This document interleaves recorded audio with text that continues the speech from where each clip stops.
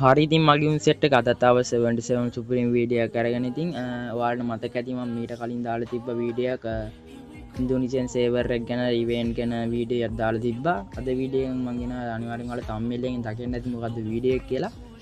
ඉතින් ඒක තමයි වීඩියෝ එක. අර මම කියන්න යන්නේ කොහොමද විනාඩි 5න් ඉන්දුනීසියන් සේවර් එක account එකකට create කරගන්නේ කොහොමද කියලා තමයි මම අද කියන්න යන්නේ.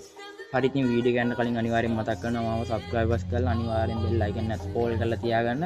like කරලා share කරලා පොඩි සබ් එකක් දෙන්න. ඉතින් මගේ උන් සෙට් එකේ ඉතින් හරි ඉතින් වැඩි කතා නැතුව අපි යම් වීඩියෝ එකට.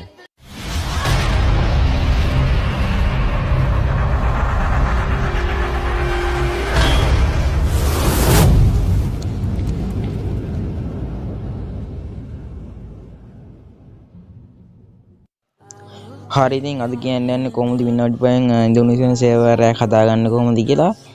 සර්වර් එක හදන්න කලින් දේවල් මතක් කරන්න තියෙනවා. ඔයාලා අනිවාර්යෙන් සර්වර් එක හදන්න කලින් ඔයාලා Facebook email එක හරි Google email එකක් හරි වරින් හදාගන්න ඕන අලුතෙන්.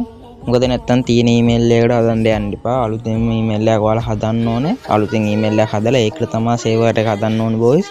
නැත්තම් මොකද නැත්තම් සේවර් එක වෙන්න තියෙන free fire account එකකට හැදුවොත් ඔයාලගේ තියෙන free fire account එක නැති වෙන්න පුළුවන්. ඒ නිසා එහෙම කරන්න එපා. ඔයාලා අලුතෙන් email එකක් හදාගෙන ඉවර වෙලා තමයි ඒකට තමයි සේවර් එක හදන්න ඕනේ.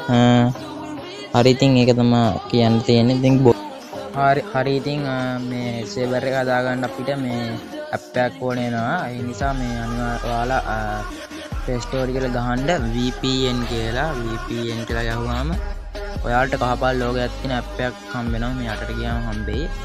මේ තියෙන කහපාට ලෝගයක් තියෙන කුණක් වගේ ඇප් එකක් තියෙනවා. අන්න ඒ ඇප් එක ඔයාලා මේ ඩවුන්ලෝඩ් කරගන්න ඕනේ. ඇප් එක ඩවුන්ලෝඩ් කරලා ඒ ඇප් එක ඕපන් කරගන්න.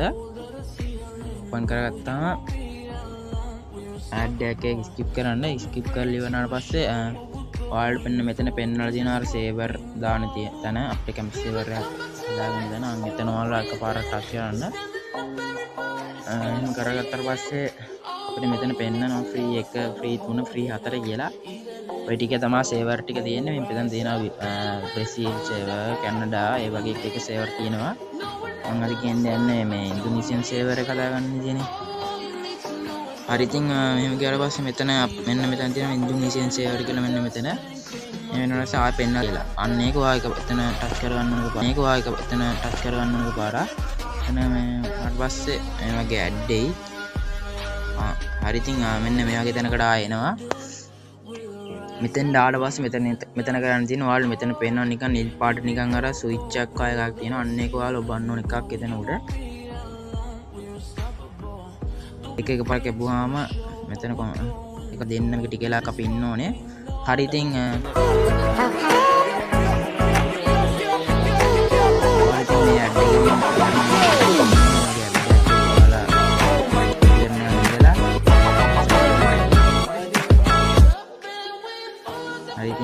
ක්ලෝස් කරගත්තාම නෙට් එක හරි ඉතින් දැන් මෙතන පෙන්නලා තියෙනවා ඔයාලට පේනවා ඇති මේක හරි කියලා තමයි කියන්නේ ක්‍රියේට් වෙලා කියලා කියන්නේ දැන් සර්වර් එකේ ක්‍රියේට් වෙලා කියලා තියෙන්නේ. හරි ඉතින් දැන් ඔයාලා මේ ඇප් එකෙන් අයින් වෙලා යන්න ඕන ඔයාලගේ free fire එකට. අන්න එතනට ලොග් වෙලා ඔයාලගේ අර අලුතෙන් හදාගත්තු ඊමේල් එකට තමයි ඇඩ් වෙන්නේ. මොකද ඔයාලගේ තියෙන free fire account එකට ඇඩ් වෙන්න එපා කොහොමදවත්. එහෙම කරොත් ඔයාලගේ තියෙන free fire account එක නැති වෙන්න පුළුවන්. ඒ නිසා කවදාවත් එහෙම කරන්න එපා. ඔයාලා අලුතෙන් හදාගත්තු ඊමේල් එක තමයි ඔයාලා දාගන්න ඕනේ. හරි ඉතින් මම දාගන්නම් එහෙම මගේ ඊමේල් එක. හරි ඉතින් මම මේ විදිහට ඊමේල් එක හදාගත්තා. එම් දැන් ඊමේල් එක මම ලොග් වෙලා තියෙනවා. දැන් මට account එක ලොග් වෙන්න තියෙන්නේ. හරි ඉතින් මෙන්න මේ විදිහට අලුතින් අර account එක ඕපන් වෙනවා. ඕපන් වුණාට පස්සේ ඔයාලට කැමති නමක් ඔයාලා ඉතින් දාගන්න මෙතනින්. මම මෙතනින් නමක් දාගන්නවා.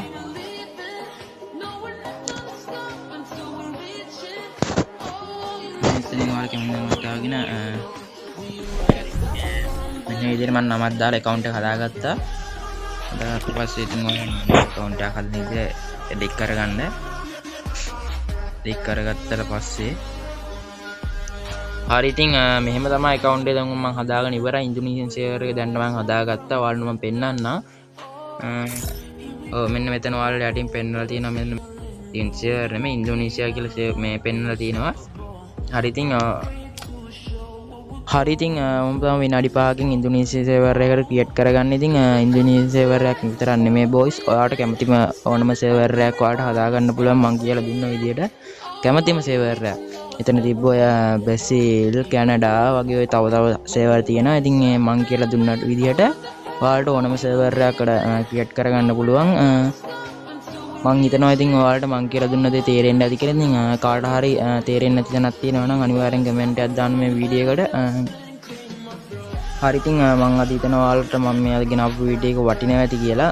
වටිනවා අනිවාර්යෙන් කමෙන්ට් කරලා ෂෙයා කරන්න අනිවාර්යෙන්. හරි ඉතින් තවත් මේ වගේ සුපිරි වීඩියෝ එකකින් හම්බෙමු.